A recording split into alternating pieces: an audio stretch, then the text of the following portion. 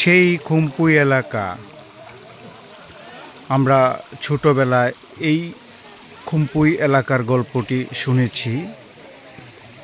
এই জায়গায় এখন যে সাপের যে গল্পটা রয়েছে, সেই সাপ যেখানে গর্ত করে যেখানে সাপকে সমাধি দেওয়া হয়েছে, সেই সাপের গর্তে আমরা এখন যাব।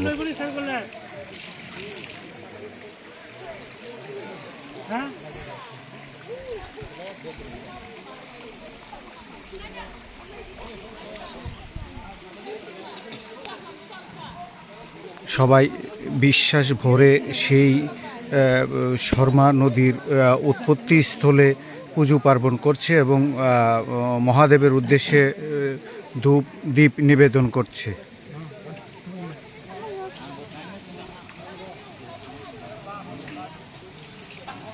আমরা এখন সেই যেখানে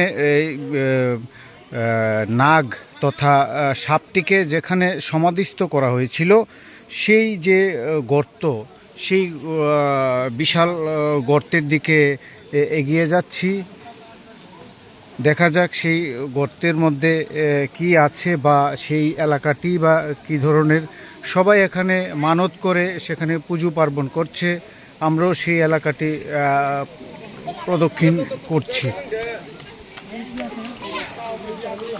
এই সেই শর্মা নদীর উৎপত্তিস্থল, যেখানে মানত করে স্নান করলে নাকি পুণ্য অর্জন হয়।